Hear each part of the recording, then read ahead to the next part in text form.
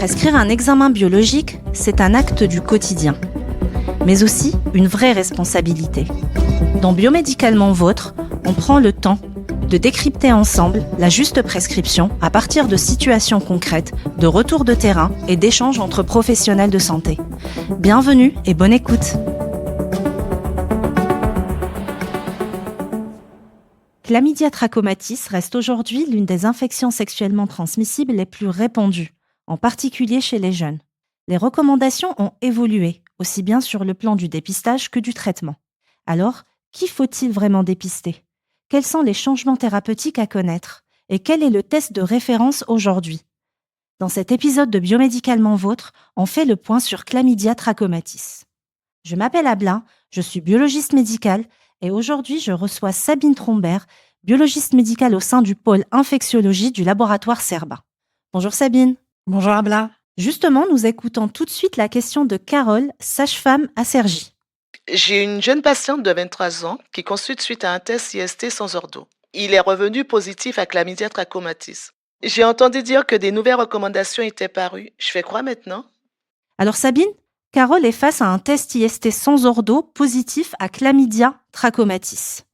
Qu'est-ce qu'elle fait ? Alors, Carole, on va lui proposer de faire une prescription de doxycycline à 100 mg x 2 pendant 7 jours pour sa patiente. Merci Sabine. Votre conseil fait suite sûrement à l'actualisation des recommandations thérapeutiques survenues en avril 2025 par la Haute Autorité de la Santé. Pouvez-vous nous dire pourquoi cette mise à jour a été nécessaire ? Alors, il faut rappeler que les infections à Chlamydia trachomatis continuent d'augmenter. Entre 2014 et 2021, le nombre de cas diagnostiqués en France a plus que doublé en secteur privé. Ce sont les jeunes de 15 à 24 ans qui sont le plus concernés, avec des taux de diagnostic positifs en augmentation chez les femmes comme chez les hommes, et qui se sont stabilisés chez les femmes entre 2021 et 2023, mais qui continuent à augmenter chez les hommes. Il faut rappeler que depuis septembre 2024, une personne peut se présenter au laboratoire pour un dépistage sans ordonnance des IST et que ce dépistage se fait sans avance de frais pour les moins de 26 ans. C'est un complément du test de VIH sans ordonnance proposé depuis 2022. Et ces infections, ces IST, présentent sûrement un risque pour cette population. Est-ce que vous pouvez nous rappeler les risques ? Alors, il faut rappeler que Chlamydia trachomatis, c'est une bactérie très répandue responsable d'IST, que c'est répandu chez les hommes comme chez les femmes. Et le problème de cette bactérie, c'est qu'elle donne souvent des infections qui sont asymptomatiques. Le risque étant donc un risque de transmission importante, puisque non diagnostiqué comme asymptomatique.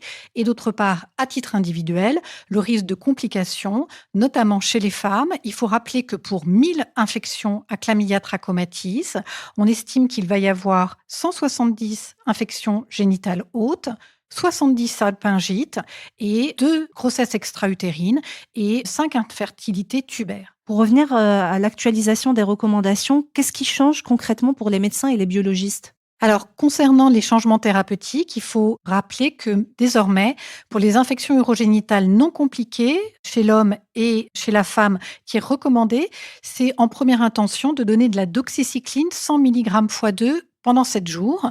Et donc, l'azithromycine ne sera le traitement que de deuxième intention.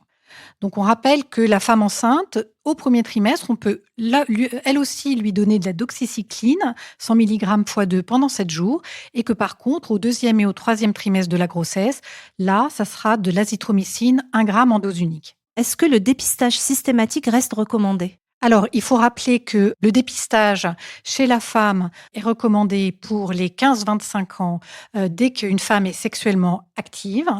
Et puis, il est recommandé chez la femme enceinte de moins de 25 ans au cours du premier trimestre. Chez les hommes, quel que soit l'âge, il est recommandé à partir du moment où on a un facteur de risque, notamment le changement de partenaire. Venons-en au diagnostic biologique maintenant. Est-ce que le test PCR reste la méthode de référence ? Alors, le test PCR est la technique de référence. Il faut rappeler qu'il est important de faire le bon prélèvement de départ, c'est-à-dire chez la femme, on favorisera l'auto-prélèvement vaginal plutôt que les urines du premier jet. Et chez les hommes, par contre, on favorisera le premier jet urinaire bien réalisé, c'est-à-dire après 1 heure de stase des urines dans la vessie.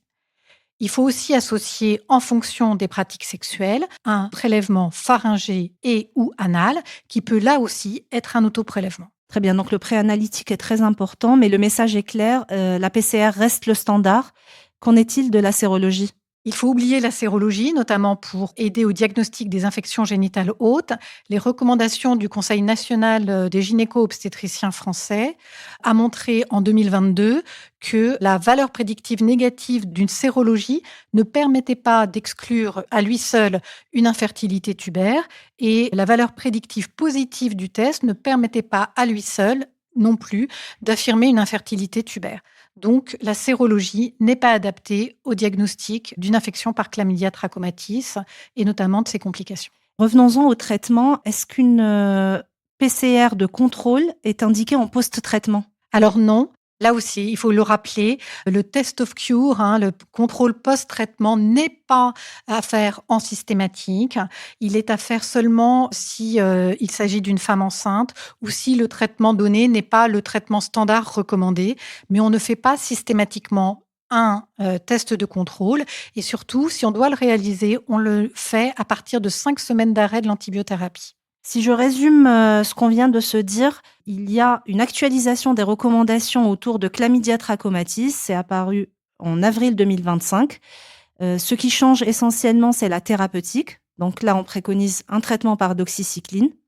Le dépistage reste recommandé par PCR, donc biologie moléculaire, et on oublie la sérologie. C'est exactement ça, Abla.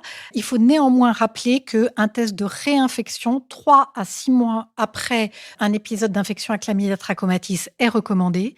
Et pourquoi faut-il vérifier que le patient ou la patiente ne se réinfecte pas ? C'est qu'on sait qu'à peu près 15% des 16-19 ans vont se réinfecter et ça concerne pratiquement 9% des 20-24 ans. Donc il faut, après un premier épisode, dépister les autres IST et d'autre part, vérifier 3 à 6 mois après un épisode que la personne ne s'est pas réinfectée. Et il y a quelque chose de très important à dire, c'est qu'il faut traiter le ou les partenaires sexuels. On va donner un traitement systématique si le rapport contaminant est de moins de 14 jours et on va tester les personnes qui ont eu un rapport sexuel avec la personne infectée dans les 6 derniers mois. Et enfin, un dernier conseil, il faut dépister les autres infections sexuellement transmissibles.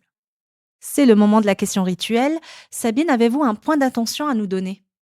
Ces modifications thérapeutiques, elles visent surtout à protéger Mycoplasma genitalium de la résistance aux macrolides. Le fait de donner de l'azithromycine 1 gramme en dose unique pour les infections à chlamydia trachomatis, ça avait comme conséquence le risque d'augmentation de la résistance de Mycoplasma genitalium aux macrolines. Et c'est la raison pour laquelle on a voulu changer les thérapeutiques de chlamydia trachomatis pour freiner, voire faire diminuer le taux de résistance de Mycoplasma genitalium aux macrolides. Eh bien, Sabine, un grand merci d'avoir été là. Merci à vous. À bientôt.